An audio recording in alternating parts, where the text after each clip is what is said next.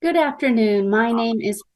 Good afternoon. My name is President Holsey, and I am the tribal president for the Stockbridge-Munsee Band of Mohican Indians.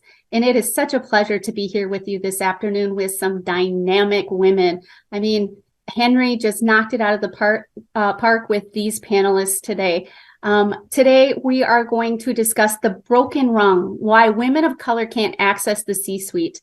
As many of you know and understand out there today, women are really starting to amplify their positions and really starting to bring a more colorful and diverse perspective.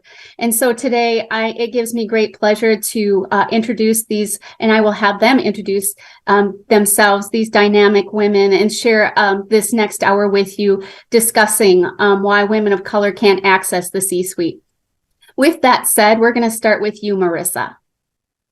Hi, my name is Marisa Moseley. I'm the head women's basketball coach here at the University of Wisconsin. Have now held this title and spot for the last 2 years, or going on 2 years, and have been a coach overall this is my 18th year. Thank you so much. Sandy? Hi, good afternoon. My name is Sandy Morales. I'm the CEO of Big Brothers Big Sisters of Dane County.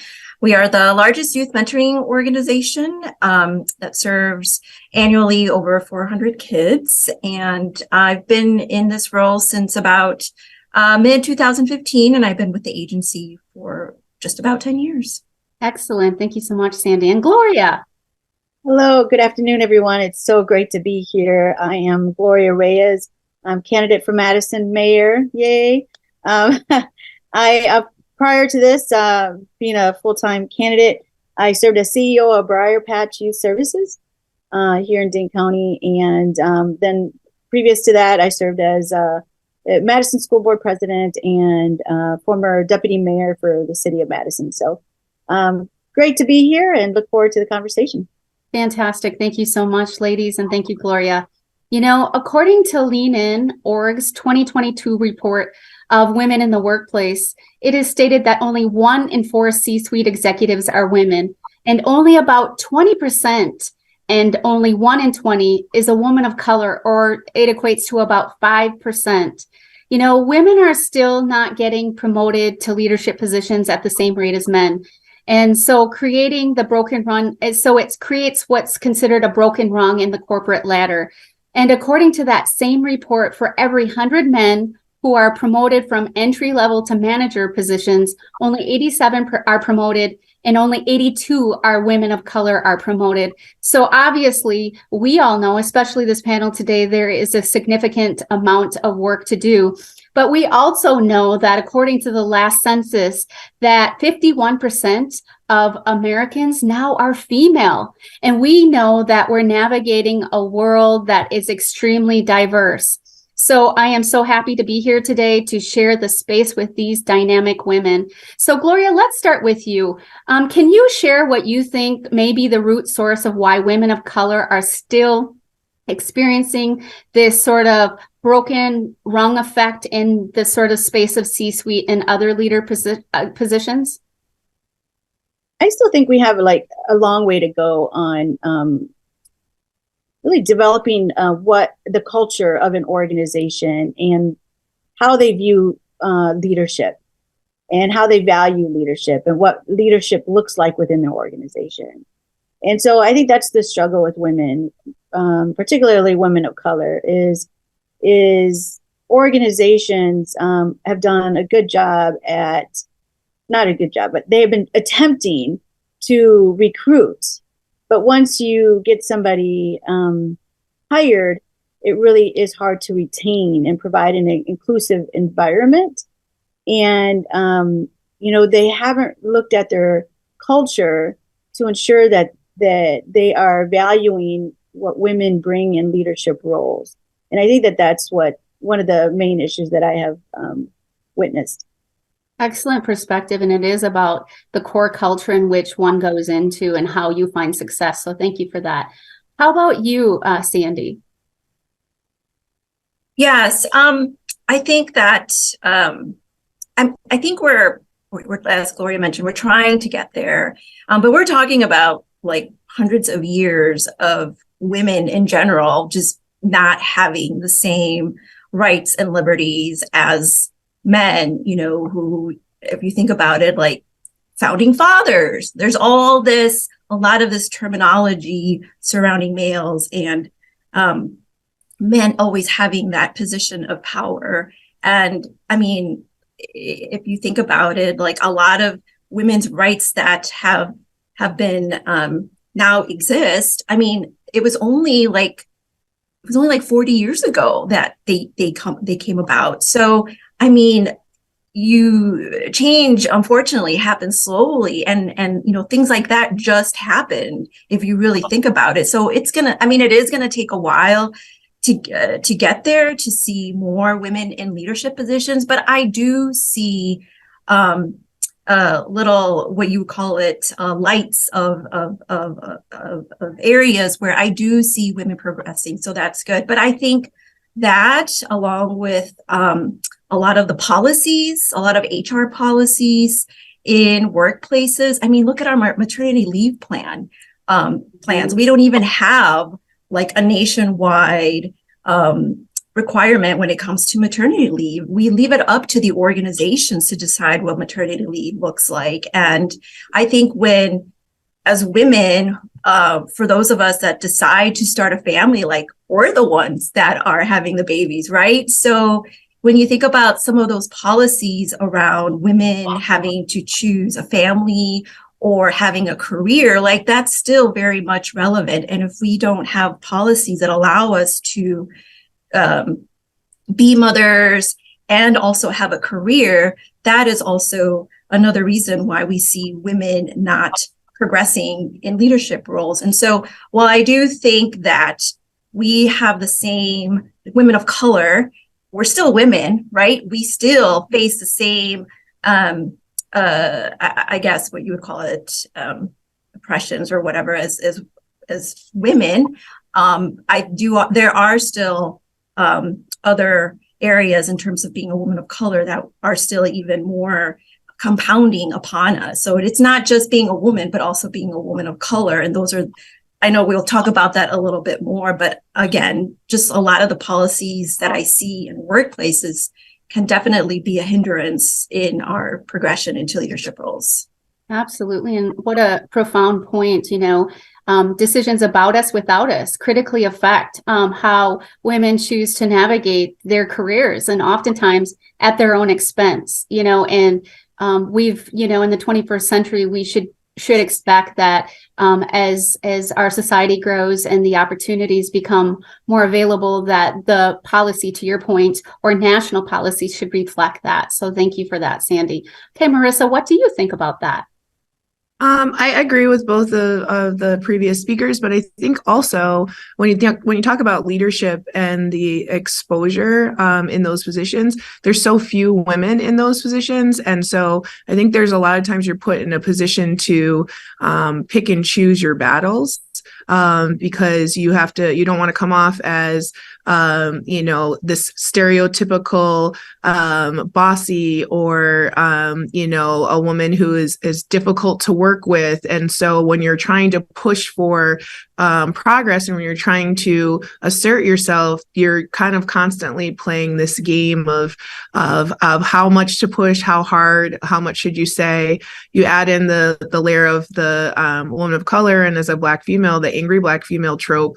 And now all of a sudden, you're fighting, centuries old stereotypes about Black women and women of color and how we act in in those roles. And so I think there's a lot of those dynamics that are working against women who are in or are potentially going to be elevated. And I think there's also a pacification that's happening, which is like, we'll put you in middle management, but we're not going to, elevate you to those higher levels. So we can say, yes, we're doing this, but we're not necessarily elevating. And it's oftentimes like, if you can't see it, you can't be it. And even if you can see it, if you're not shown how to get there, it doesn't matter if you can see it. So I think there's a lot of those different dynamics that you're working against us as well.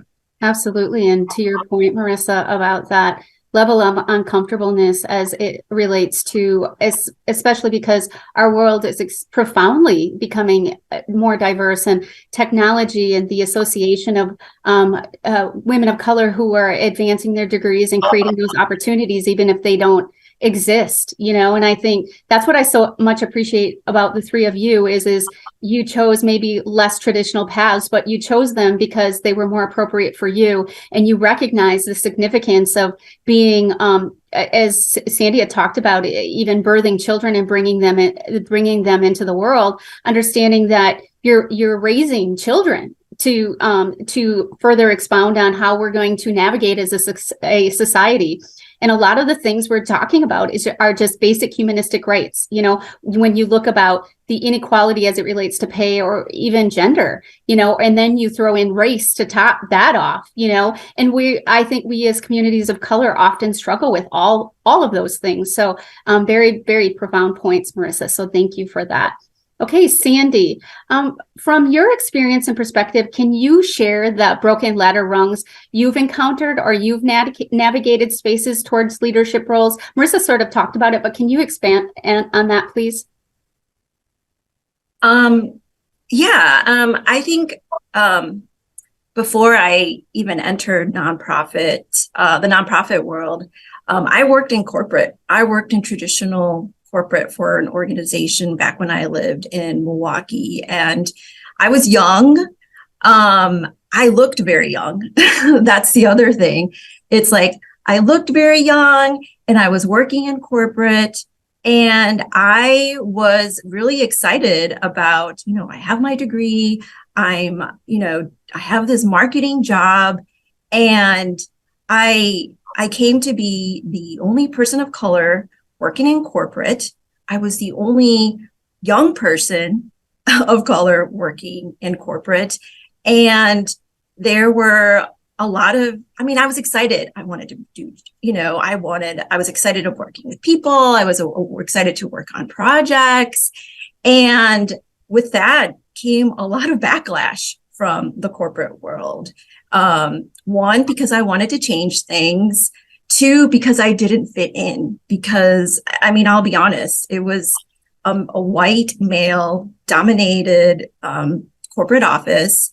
And I didn't have an office. So I had to sit in a cubicle, and I had to sit in a cubicle with all of those executives, like admins and secretaries, which was fine.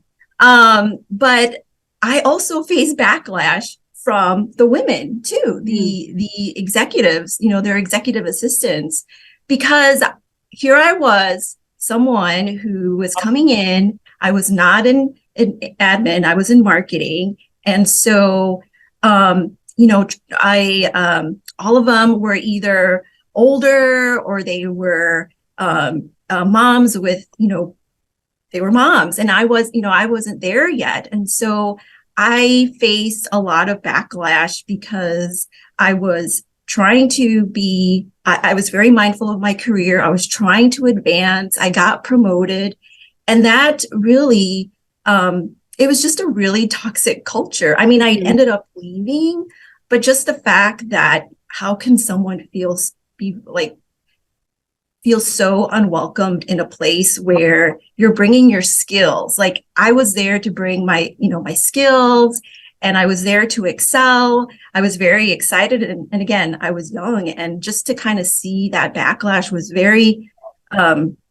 was just terrible. And I remember there was this one time where I was pitted against my boss and his boss's boss over a PowerPoint presentation. And I'll be honest, I cried. I literally went into an office and cried, and I called my boss's boss, and I was just like, I was crying to him.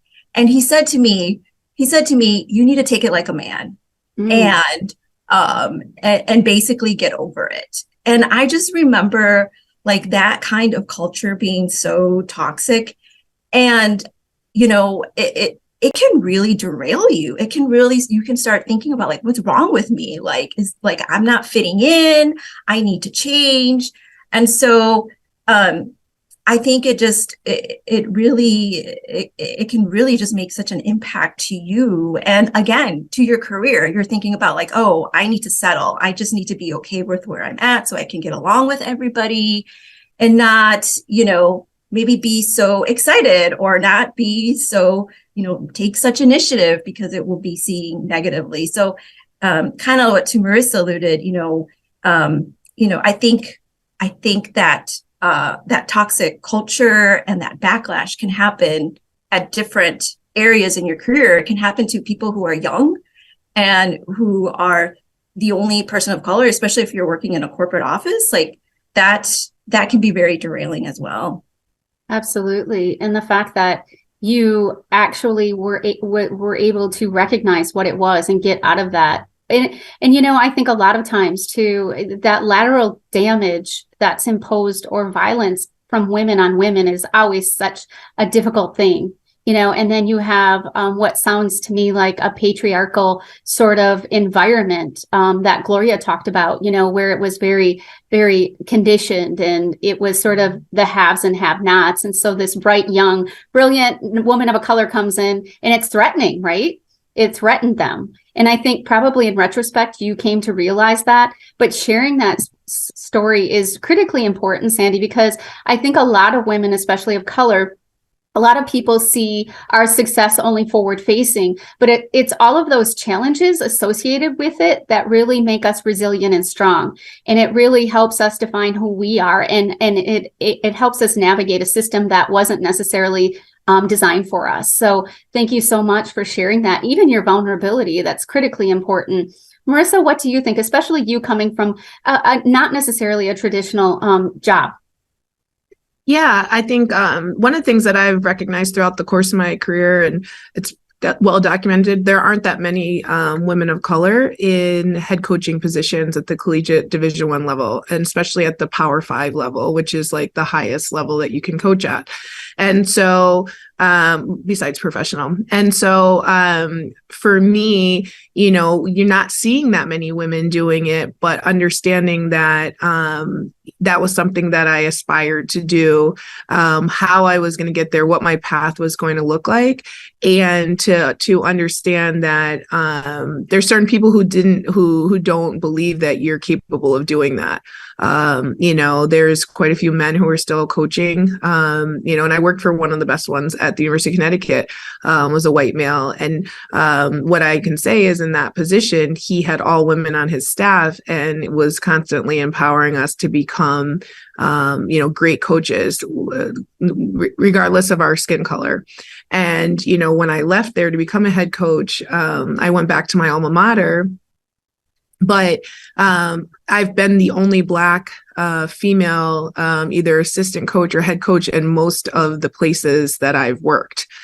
And, one could say that could be discouraging, but I look at it as an incredible responsibility that I carry this torch for other women and that I need to blaze a path. And sometimes that's exhausting. And I think that a lot of women who are in these positions, you have a very small margin for error. That we potentially only get one opportunity, whereas oftentimes, whether it's males or female white counterparts are getting multiple opportunities. And if they, stumble along the way, somebody will pick them up and give them another chance. And that's not always the case. And very often is not the case for people of color, especially women of color. And so I've had to be really intentional with the decisions that I make, how I carry myself. And at the same time, I've been very much a disruptor in some ways that it's like, I'm also, I look at myself as more than a basketball coach. and that I'm an educator and that I'm an activist and that I'm going to be outspoken and I'm going to be convicted and I'm going to try to empower the young women that I coach to carry themselves that way. And we often tell them, you know, if there's not a seat at the table, bring your own chair. Like, you have every right to be in any room that you know, you walk into. And I think that's another way on how to kind of train the next generation of female leaders to expect to be in spaces as opposed to apologize for being there. Absolutely, unapologetically. And I appreciate that. RGV said, you know, women belong in all spaces where decisions are made.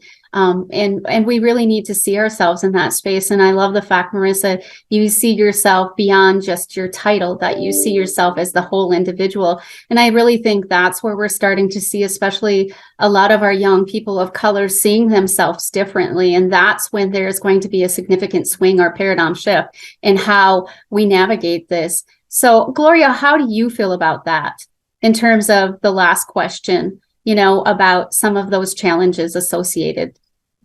Yeah, I mean, I agree with both Sandy and Marisa stated. I mean, I'm pretty much a disruptor as well. I'm former law enforcement. So I worked for the Madison Police Department as a law enforcement officer, and I could never fit into what a typical leader would look like in law enforcement back in the day. We've improved over the years, but I just remember, you know, just the communication styles and I just could never assimilate to that. And to be sort of that way of leading. And so I found my own way and I led differently. And although it took a long time and it took a lot of like just being resilient and hanging in there because you know you're doing the right thing and you keep pushing, I think that that's what I would offer to the people to young women who are just coming up is just stick with it. If your heart is in it, your soul is in it, just keep going. I do remember very similar stories of what Sandy's talking about, just, you know, being critiqued about how I used I a lot during a promotional process. And then later in my next promotional process, it was like, I used we too much and I need to say I more. And it was just very like, you know, to be in that space of being just critiqued, and, you know, walking away at first, it hurts, but then walking away and really thinking about like, that's really all that they had, was the specific wording that I used. But not only that, I mean, I think that when I became the CEO of Briarpatch Youth Services, of an all-white organization, it doesn't stop. Like it continues. And so I think that, you know, when you're the CEO of an all-white organization, you're constantly being questioned and undermined a lot of times. And that's the experience that I had because I don't fit that mold. I'm different. I lead different. And then it wasn't until I was able to get it to the point where I was able to increase the diversity and change the culture within the organization that it changed. And so by the time I left Briarpatch, we were able to, the majority of the people who are on the middle management team were people of color. The over half of the people of color that were in the organization when I left are people that I hired were people of color with lived experience. And so, you know, I say that to say is that you have to go through it, unfortunately, and you have to take some time to just reflect and just evaluate and not, and although it's hard to do because, you know, I learned the hard way, is not thinking it's about you, right? It is thinking about what are the systems and the culture that's in play here that's making it so hard for you to get promoted or get ahead. And so, yeah, that's what I would offer. Indeed. And thank you for that, Gloria, and that important reminder, right, about hedging on those strengths and evaluating, right? Inspect what you expect, understanding that you're leading team and you're having significant influence, you know, but yet I love the fact that, you know, I'm a nonconformist myself, but I understand it takes time and it's exceedingly clear to me that you fostered that and looked internally to help build that capacity because you were there to do a job and you were leading through example and, you know, and so what a perfect example example. Speaking of which, Marisa, we just talked about that, and would be remiss if I didn't talk about these dynamic leaders and talk about their strengths. So how has your identity been a strength in your leadership, and what you bring to your current organization or previous ones? I think one of the biggest strengths is when I'm going into the home of Black and Brown student athletes, when we talk about shared experiences and you talk about culturally connecting, where you might walk into a white household. I have a little bit of I guess a silver bullet that my mom is white. So I have an entire white side of my family. So I have experienced culturally that side as well. So it helps me in some ways. And then my dad is West Indian, so I have that cultural piece as well, and also, but he's Black Guyanese, so there's a lot of different dynamics that come in, as we talked about before, being really layered. But I think walking into the home of Black and Brown student athletes, there's an ease that comes that I know that my white counterparts don't have just on initially walking into the household. There are, food choices or vernacular or just a comfort level that comes with who I am and the way that I show up. That is a huge benefit to kind of an immediate trust or recognition of the struggles. And I don't shy away from that, right? I talk about that, Wisconsin is a predominantly white institution. I am not going to sit here and tell you that your child is being recruited to an HBCU. And at the same time that we have been made concerted efforts to identify and create community within our not only athletic department, but within the university system as a whole. And I've done that on all campuses.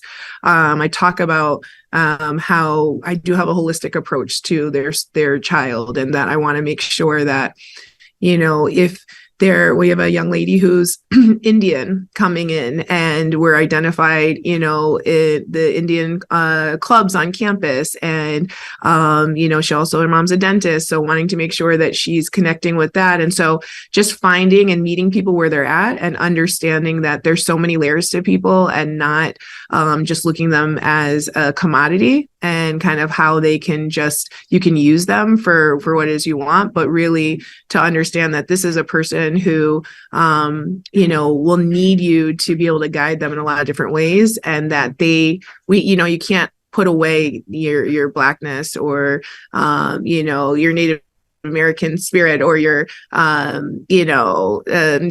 Spanish, whatever it is, whatever your culture is, you lead with that, right? Like that comes across before any of us spoke today. We came up on a screen, and already we're making, not judgments, but we're making judgments, right, of each other. This is who we are. You're looking at the person, their hair texture, everything else. It comes with the territory.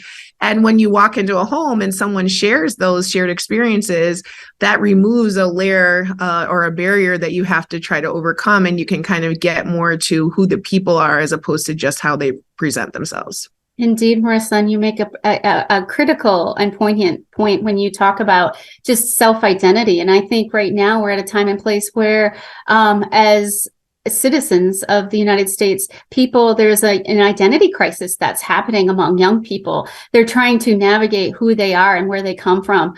I recently had a conversation with somebody, and I talk to young people a lot, and I asked the class, who are you? And they're like, well, they told me their name. I'm like, no. Who are you? Where do you come from? And they're like, oh, well, I'm white. And I said, well, white is a color. It's not a race. Who are your people? And I said to them, it's critically important you understand who you are, because as my grandma always said, you know who you are when you know where you're coming from, right? And so it's sort of tongue in cheek, but it's really true, because then you have foundational an internal connection. And to your point, it makes it so more readily easy to be among different groups of dynamic people regardless, and sort of self-identify. And I think there's a better perspective then, and more confidence in who they are and how they navigate. So I think just the way that the United States self-identifies certain races has to change too. There shouldn't be a cast of 4 choices. When I lived in Georgia, I remember I went to get my driver's license. And so I got to choose from Black, white, Hispanic, or Asian, or something else. So I chose Black because, they were trying to cast me and, well, no, you're Hispanic. No, I'm not Hispanic. And so, they're like, wow, you chose Black. I'm like, well, you didn't have my race listed. So that's what I'll be, because I'm certainly not something else, unless it's another situation. And that's just another conversation, but it's so true. So thank you for that. Gloria, what are your thoughts about that?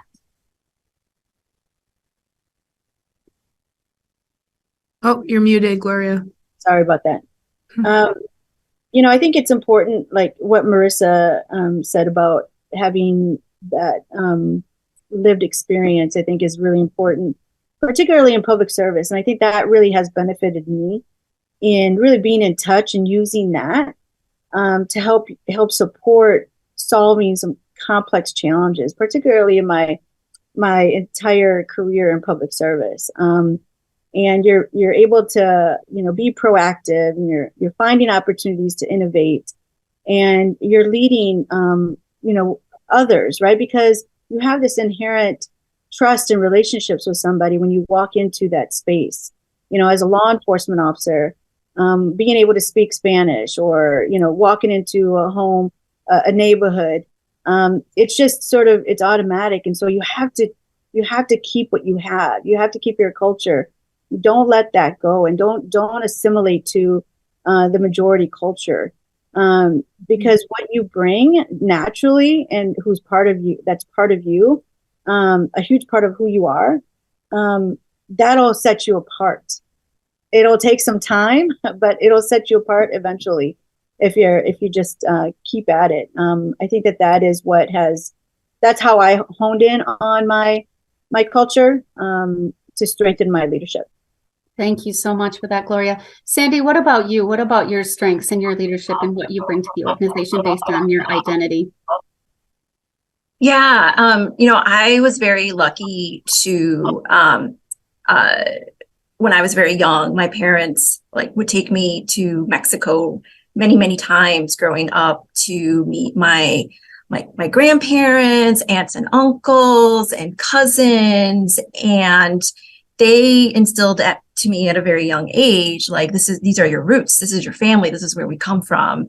And I've always felt super proud to have had that experience and to speak Spanish, to what Gloria mentioned in terms of, being able to use those communication skills with folks. And especially for me, being able to speak Spanish in this role as CEO, it doesn't go away. And, just the other day, we were putting together a nomination form for our volunteers, our mentors of the year. And they were like, Sandy, can you translate this for us? And of course I said yes, because that would mean that our parents would get an opportunity to fill out and nominate their child's mentor if they felt like they should be nominated for what we call, mentor big of the year. And so a lot of being, and it's not just being able to speak Spanish. A lot of our families, a lot of the parents that we serve speak Spanish. And so when we have events, being able to talk to them, I'm naturally drawn to, to the parents and always wanting to know what their experience has been, because it's also important for us to know that, parents are coming to us to sign up their kids to become, to be mentored by a volunteer. So, but it's always important for me to be able to connect with the parents if they're there to make sure that they're having a positive experience as well. But yes, overall, I feel like I've always been very proud of my culture. And even when meeting with our littles, and when I introduce myself, and when parents, find out who I am and that I lead the organization, there's always this extra, there's this oh, or this smile on their face, oh, wow, that's wonderful. To know that the person leading this organization is someone that they can connect to, which I think is incredible, which again is also, we always hear about in terms of, the younger generation is watching us. And if they can't see themselves in and folks like us that are leading organizations, then, that is definitely helpful. And I know that can be very inspiring. I know it was very inspiring for me when I was young to see folks, people of color in leadership positions and think, I can do that too someday. Absolutely. And moving beyond that and not considering it unique or an anomaly, like that is what it was, especially based on what some people call, or loosely use the word, founding of a country. Coming from a Native American perspective, nothing was founded. The indigenous people always occupied these lands. So to suggest somehow, the Eurocentric perspective somehow saved us all is simply not true. We all came from different backgrounds and there was diversity. And so to suggest that this was the melting pot, I think that, we have to keep that in perspective. And like you said, that still is a strength. And we should see ourselves in that forward-facing perspective and being proud of who we are, because then it'll build that capacity, as I talked about earlier, about what I believe is an identity crisis going on among especially young people and trying to find their place and understanding it shouldn't have to be an all or nothing proposition. I hope that our children are bilingual. Native American communities before 1978 did not even have freedom of religion, which meant we couldn't practice our culture, our language, or our traditions. 1978. So, that isn't that long ago. So we do, to your point, have a lot of work to do, but we certainly have a lot to be proud of. And, you talked about it, Sandy, about mentorship. So Gloria, allyship, mentorship, and sponsorship are critical for supporting equity and access to leadership roles in the workplace. What successes have you personally experienced in these areas? Mentorship. I guess I would say that I think it's important if if organizations are going to set up a mentorship type program, that you set it up that where you're not setting up somebody with somebody like similar to them, right? That it's a leader, right? That it's an intentional sort of support process, that you are going to gain something from it, experience, knowledge, in preparation for you to move up to the next level. And oftentimes, organizations look at mentorship programs as, oh yeah, she's Latina, we're going to set her up with another Latina, or she's African American, we're going to set up. And I think we should really just reevaluate that and really, hone in on the individual skills, where the person wants to go within the company, how do they want to grow, and match them with somebody who can help them accomplish that. And so I have never been part of a formal sort of type of mentorship program. I think when I was in the police department, I chose who my mentors were, and I chose them strategically. I think that I knew I wanted to be a detective. I found one of the best detectives, that I knew, and, really attached myself to them and asked them a lot of questions. And so I think that that's what you need to do as a individual. But I think there is an opportunity to incorporate that into a company policy practice where you are matching people up. I benefited from many mentors in my career. I mean, Sandy was my mentor when I started with the CEO of Briarpatch Youth Service, and she's a lot younger than I am. But it was a new opportunity for me. I had never been a CEO of a nonprofit, and I just chose Sandy. I know other CEOs, but I know that Sandy, is a great leader within an organization. She had experience. And so I just, attached myself to her on specific issues that I was dealing with. And, she helped me through those. And so I think definitely find a mentor, whether it is part of a company practice or, policy, or if there isn't, find yourself and do it on your own. Mm-hmm.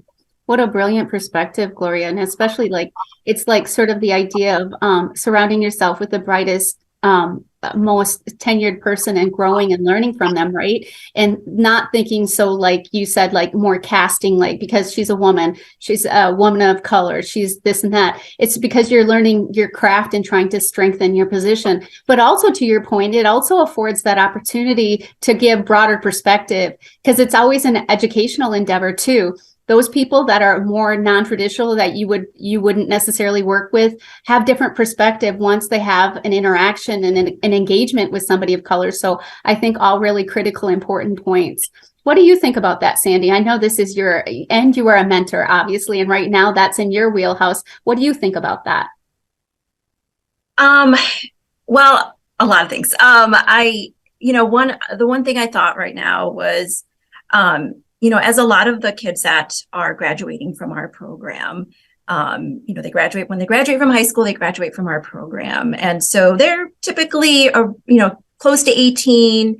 And to be a mentor in our program, you have to be at least 18. And so I think it's very important that, for our young people that are getting mentored, there comes a point where, you also empower them to say, you can be a mentor too. And that's how you keep, I think that's how you keep it going. That's how you ensure that people are always getting supported, is always making sure that you pay it forward. And I think for me, I'm in a position where I was mentored, I was supported, when I went to certain folks for, like Gloria mentioned, being strategic about who you go to for what. And, I remember when I first said to myself, you know what, I think I'm ready to do the next thing, but I'm not quite sure what it is. And so the previous CEO of Big Brothers Big Sisters, Dora Zuniga, I remember I went to her, or I emailed her, and I said, I'd love to talk to you about your career. You're really the only Latina CEO at that time that I know. And we've talked, but we've never really sat down and chatted. And I'm I would love to learn about your journey. So, I just kind of did it on a whim, and I'm I'm just going to email her. I'm going to tell her what I want. And I'm going to tell her, here's when I'm available. I'd love to buy you lunch or a cup of coffee. And I have all these questions, and I have these questions for you.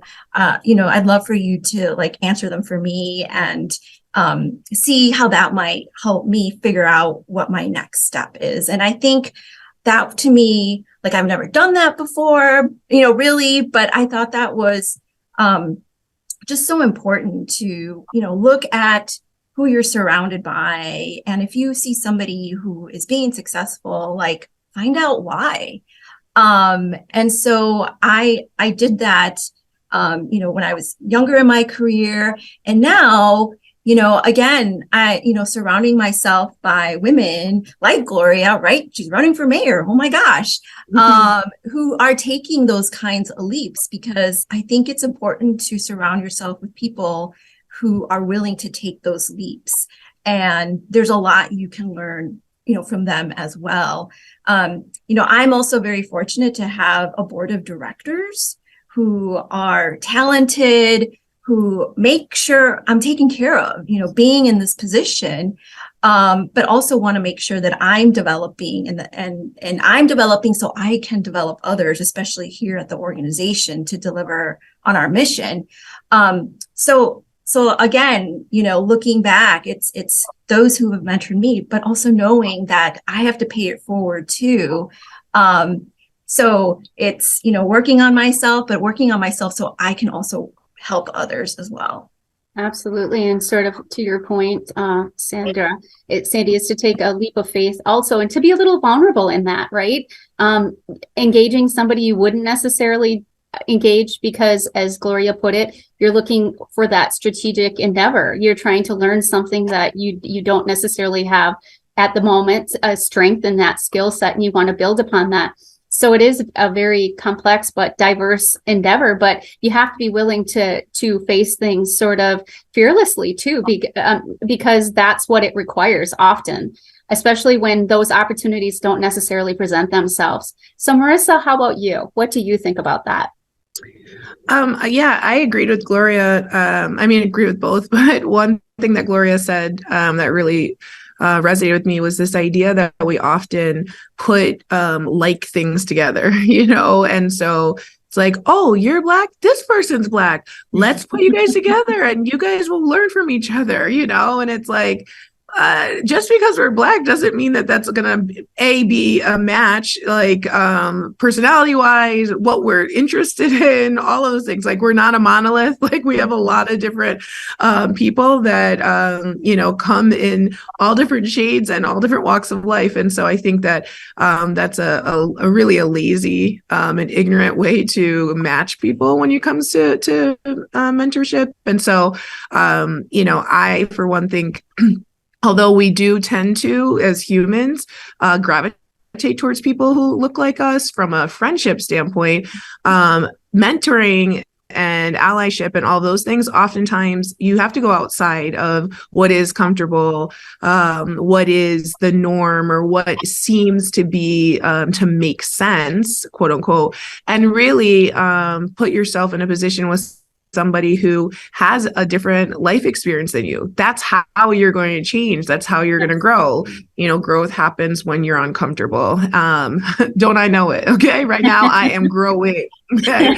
Aren't we all? But I think that the other thing about mentorship is, I think oftentimes it's thought that you have to be connected to someone who's in the same field as you. One of my mentors that I have worked in television when I first worked at ESPN, and now has never done anything in coaching, but I still look at her as an incredible mentor of mine because it's about professionalism. It's about leadership. It's about advocating for yourself. It's about all different skill sets that don't necessarily have to, be specific to your role of the job you're doing, but we're all kind of experiencing those different types of challenges or opportunities in every role that we're doing. And so how can that person help to, or people, if you have multiple mentors, like help to put you in those positions, and also different perspective. I think that's incredibly important, right? You don't want to just have someone who sees things exactly the way you do. I think in order for you to grow and to elevate in whatever position that you're in, you need to be able to see different ways that it's been done, so you can ultimately mold and craft yourself to how it works best for you. Absolutely. And be willing to be vulnerable and adjust as needed and identify. It's self-growth, right? It never stops. Your formal education may come to an end, but I think your lifetime education of just your personal development will always continue. So it requires all of those things, and strategy, to Gloria's point, and just vision to Sandy's point. And for you, just being willing to look outside of the norm and look to others that can help you grow. So with that said, Sandy, as far as we have a question from the audience, the question is, what advice would you give a young woman just beginning a journey towards leadership positions? Well, I mean, one of the things that I thought of right from the bat is I think it's important, again, to surround yourself with folks that are going to encourage you, for sure, right? To take those leaps, to make sure you go for that next, leadership position, or for whatever that is, right? To help you with like removing whatever barriers you think, might be in front of you, could very well not be, right? It's just, we do that to ourselves, right? We hinder ourselves sometimes, and it's not existent. But I think it's also important to have folks around you that can also give you honest feedback on perhaps your gaps of where you do need to develop further, whether that's communication. I mean, I remember when I was young, starting out in my career, and, I just threw myself at projects and took initiative, and, and which is great too. But just knowing that, I feel like people get farther when you bring others with you. So knowing that it's not just about you, but many times we find ourselves working in a team setting or collaborating with others. And those are the people that are like, yeah, she's great to work with, or yeah, she's a great leader. Yes, she allows others to speak, and we are able to achieve this, this project, or, get this thing done before the deadline, or whatnot. And so I just think it's important to be mindful of, like, your journey is, while it's yours for sure, but remember that you're bringing others along with you who want to see you successful, who will give you that honest feedback, but who also want to work with you. And that's exactly what you want. It's about others also wanting to come on this journey with you and work with you and change the world together. So that would be my kind of initial advice. Yeah. And I think that's the beauty, especially of women of color. They don't see it just in a singular way. They understand that there is, we stand on the shoulders of our ancestors, right? And we represent that. So I think there's a more significant, profound idea behind what you're discussing, Sandra. So Marisa, what are your thoughts about that advice you would give to young women? Yeah, I think I think, Sandy gets great advice. I think the other thing I would tell them is, oftentimes people, when you're trying to become or move up into a leadership role, you forget to be great in the job that you're doing at that time. And you're always kind of looking ahead to what's next. And you will inevitably be recognized, whether that's people feeling like you're doing too good of a job and they might want to stifle you. But if you're great in what you're doing, you will be recognized and ultimately rewarded for your work. But I think oftentimes, especially this generation of kids, there's the instant gratification. There's the I heard a story when I was at the Chamber of Commerce, that there was a young lady who had been working at the organization for 1 month, and she went and said that she thought she should get promoted because she had been doing such a good job. And I was, flabbergasted by that, because I thought, what?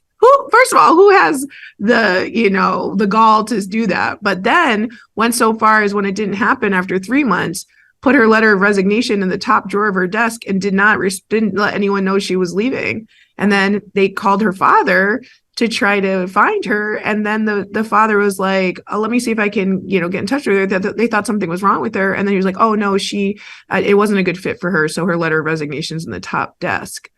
So this idea that for young people, I would just say to them, stay the course, but be excellent at what you're doing, and understand that it might not come when you think it should come. But if you keep your head down and keep working, and put yourself with mentors, and put yourself into positions that fit you and make sense and where you can excel, then your leadership opportunities will reveal themselves. But the idea that you are entitled to be a leader, or that somehow you're just going to be elevated because you exist, I think is a dangerous mindset to have. And so I think there's a delicate balance there. I don't even know if it's delicate. There is a balance there that needs to be struck, and to be really honest, and the honest feedback piece too.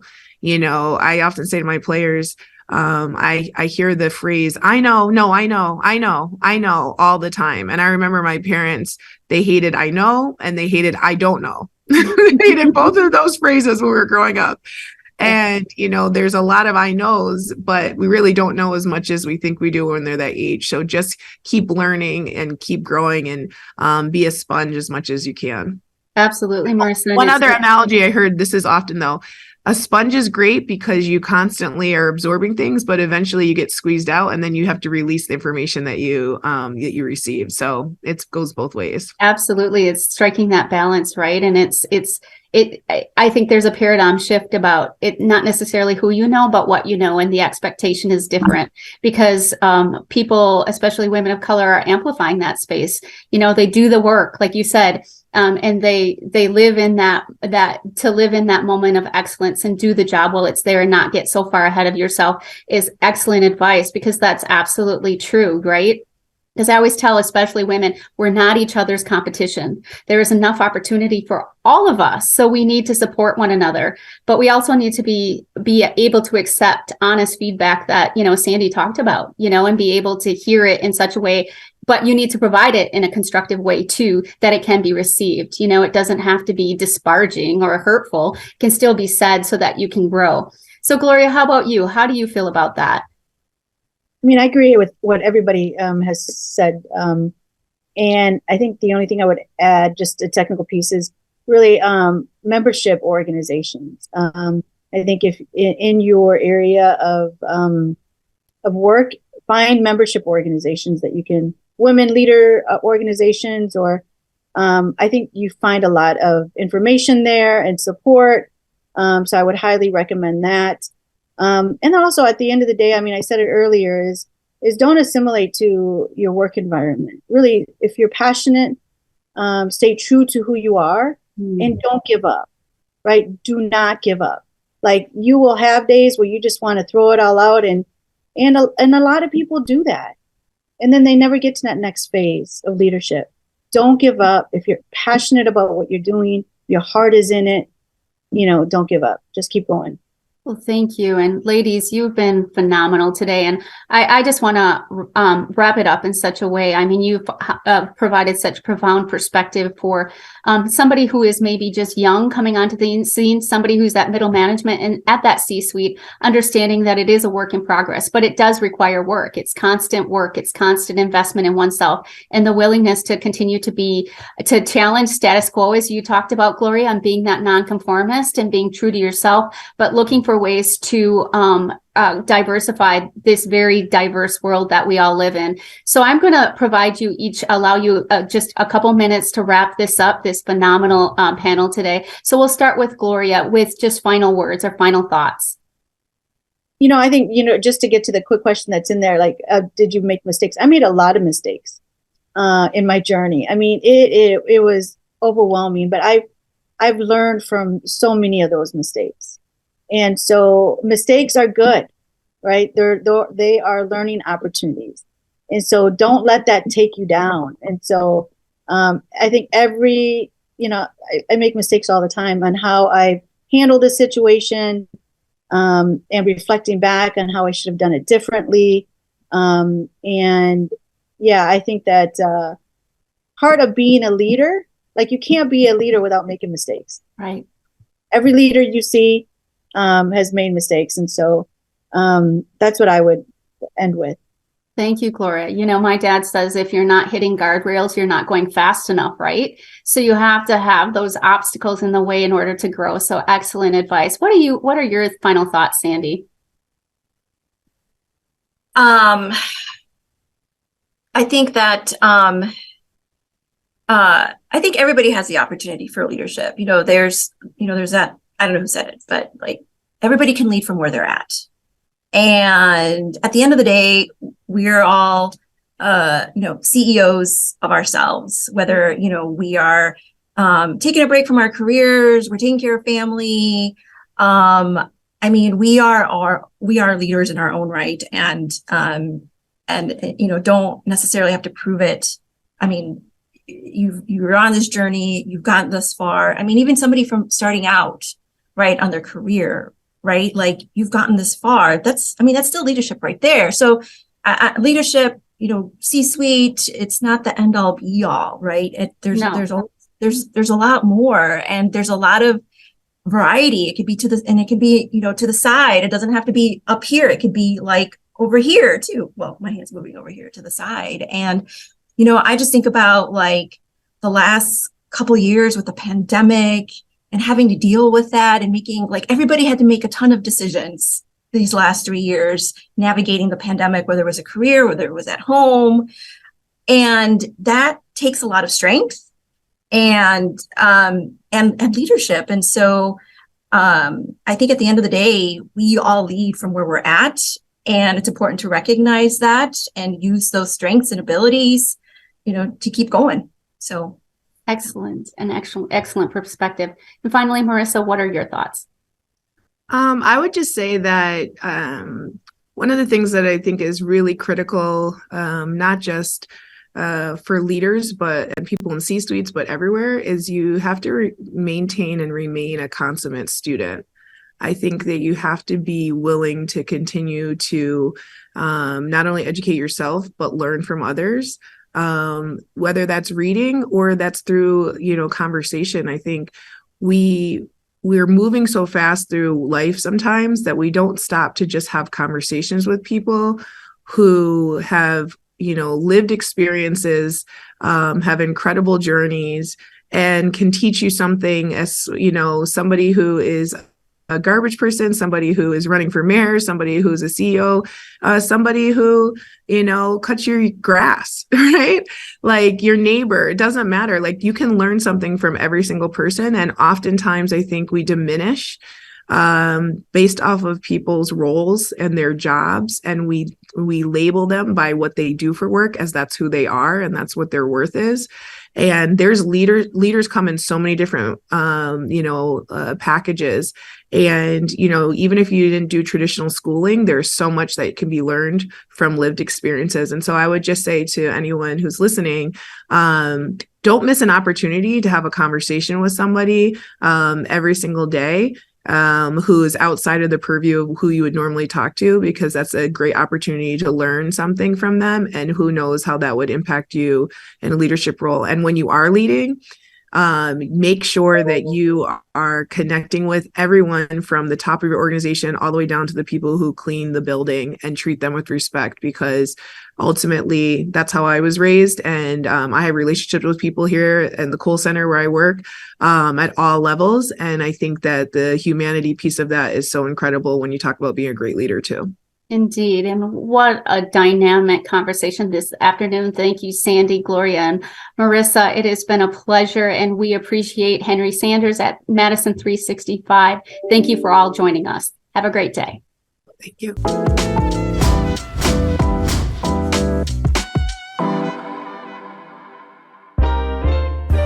This is 365 Media.